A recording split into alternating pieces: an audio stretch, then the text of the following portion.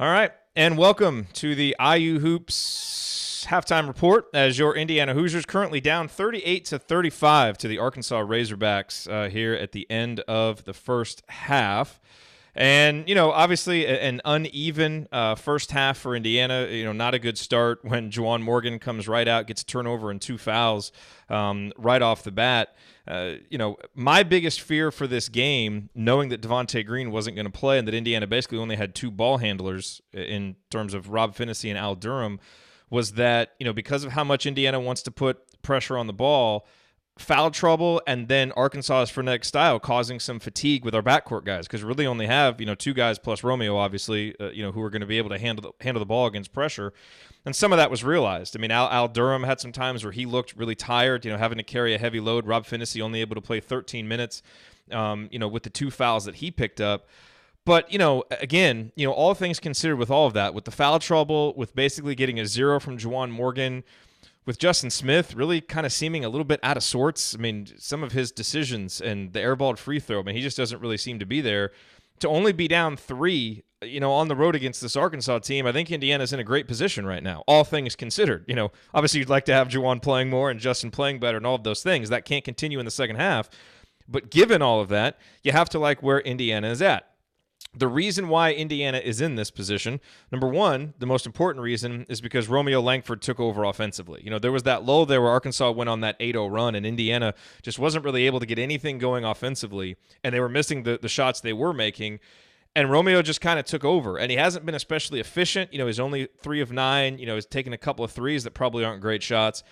But when no one else was really able to get anything going, Romeo was. And so, his defense hasn't been great, all of that, but he's rebounding well. He's got 6 boards, and he's really the only guy out there creating outside of Al Durham and a little bit with Rob at the beginning of the game. But there for about the second, 10 minutes of that first half, it was Romeo. And, if you want to know the difference between this year and last year's team, as if, you need to know that difference, it's that. Like, this is the kind of game where last year's team would be down by probably 15 points. Because when you had those lulls and that you're getting pressured and some things are going wrong, you don't have anybody to go get buckets. And what this team has now is Romeo, who can go get buckets and create opportunities and beat some pressure and just kind of out-talent the defense, even when the defense is playing well. That's kind of what he's done.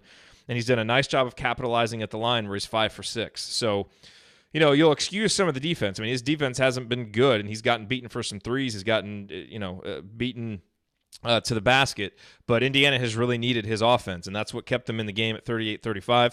Obviously, Al Durham's three-point shooting has been big. Indiana wouldn't be here without his 3 for 3. And Deron Davis has had a couple of nice moves down low to pick out to pick up 4 points. And I'll tell you this, credit to Demezy Anderson. I think this game is a little bit fast for him, and you can tell that he kind of wants to get rid of the ball as quickly as he can when he gets it. But he's been opportunistic, hitting a couple of buckets, and his transition defense over the last 4 minutes, just because he was hustling and playing tough, he prevented 2 baskets by Arkansas, and that's been a big focus for Archie Miller. So, I got to, obviously he's playing because of a lot of injuries to guys, but I think also he's doing some of the things that Archie wants him to do, especially in terms of transition defense. He's not always making the right play, but he's out there hustling. Credit to Demezy for that, especially in transition. So, look, the keys to the second half, I think Rob and Al are going to have to stay out of foul trouble. That's obvious. If they pick up some early fouls and can't play, when one of them has to be off the court, it puts a lot of pressure on the other one. And so I think you really need those 2 guys out there for as many minutes as you can get them here in the second half. And Juwan Morgan obviously has to come and play. You're down by 3 to Arkansas. You got nothing from your potential all Big Ten big man. He played 3 minutes. He's got to come and play. And he wasn't really good with the minutes he was out there. So he's got to overcome that foul trouble. He's really got to come and play. And then I think, defensively for Indiana, and part of this, I think, is fatigue. But, Indiana hasn't been as sharp with the rotations. That's why we've seen Arkansas get some wide open 3-point looks, getting some easier looks than anybody's gotten on Indiana so far this year. So they're really going to have to obviously continue getting back in transition, but in the half court, play through fatigue and maintain the attention to detail and the toughness that we saw in the Marquette game. We haven't really seen that today. Only 3 steals for Indiana. And look, part of it is Arkansas's defense, takes a lot more energy out of them, and there's fewer guys to play, so there's fatigue. Like, I get all that, but if you're going to go grind out this win and tough out the win, then that's what you're going to have to do on the defensive end. So, I think those are the keys. all things considered, happy with where Indiana is. But now we're really going to find out a lot about this team.